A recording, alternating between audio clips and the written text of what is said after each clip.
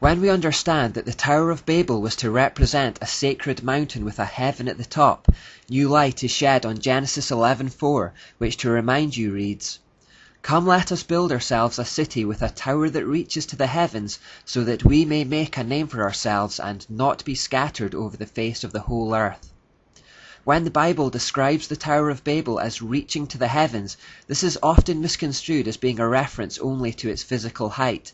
The tower would undoubtedly have been the tallest building in the world at that point, but the Babylonians were not attempting to build some kind of structure that would literally reach into outer space. The Bible is simply confirming that it was a temple dedicated to the worship of Nimrod and Semiramis as part of a new satanic religious system. The temple or throne room at the peak of the tower may have been adorned with depictions of the zodiac, but we're talking about a metaphorical heaven rather than a physical one. It was heaven only inasmuch as it was the mountain where the gods of Nimrod and Semiramis sat. Many lesser ziggurats were built in the area and were given names like Temple of the Foundation of Heaven and Earth, or Temple which links heaven and earth, or Temple of the Stairway to Pure Heaven. And if that phrase made you think of a Led Zeppelin song, you're on the right track, but we'll get to that later.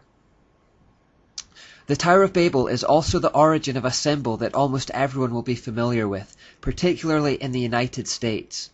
This is called the all-seeing eye, and it stems from the idea in Babylon that King Nimrod, from his lofty vantage point in heaven, was keeping a watchful eye over everyone. This would strike a mixture of awe and terror into the citizens.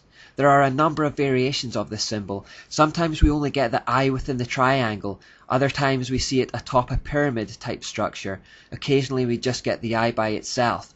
It all comes from the same source. But again, we must remember the Prince of Tyre, King of Tyre passage from Ezekiel. Satan intended to create a prince in the form of Nimrod through whom he could work out his plans from behind the scenes. The false religious system that Nimrod and Semiramis would establish to direct worship to themselves would by proxy direct worship to Satan as the hidden hand behind it all. Nimrod was a prince of Tyre, a type of Antichrist, who was a mere puppet for the king of Tyre. Therefore, when you see the all-seeing eye, you are not looking at the eye of Nimrod, but the eye of Lucifer or Satan. In everything we look at in this series, we have to remember to keep looking beyond the prince to see the king. Satan uses many vehicles, people, organizations and structures to carry out his plans, but we shouldn't lose sight of the one who is behind them all. If we analyze Genesis 11:4 still further, we can discover more about the tower. Again it says, "Come, let us build ourselves a city with a tower that reaches to the heavens, so that we may make a name for ourselves and not be scattered over the face of the whole earth." The first word they say to each other is "come," and this establishes a unity between them. There was a coordination in what they were doing. It was carefully planned and considered, and the project was undertaken in the full knowledge of what it represented. When they say "come" to one another, they are coming together for 4 things. Number 1, to build a city. Number 2, to build a religious temple. Number 3, to glorify themselves or to establish their name or reputation. And number 4, to stop themselves being scattered over the earth. We have already established that the city of Babylon was Nimrod's secular act of defiance against God, a kingdom of man, by man, and for man's glory. We have also already seen that the location is especially significant, as it was built on or near the location of the Garden of Eden, signifying an attempt to return there to create a new Eden, a new humanistic or satanic paradise, separate from God. We have also already established that the tower was a religious temple built in the shape of a sacred mountain from where Nimrod could rule his domain. This brings us to point 3, their intention to make a name for themselves. The English translation again partially masks the true meaning of these words. According to Roger Christopherson, the Hebrew text, "let us make a great name," reads, "let us provide our own salvation." In other words, people were attempting to work their way to salvation independently of God.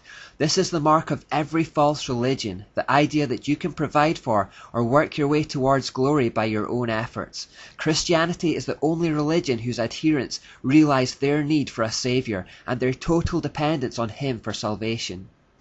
Fourthly and finally, we also read that they were trying to stop from being scattered over the earth. This may appear to be a harmless desire that we should feel sympathy towards, but remember that God's original command to Adam and Eve, which he had reiterated to Noah after the flood, was to multiply and fill the earth.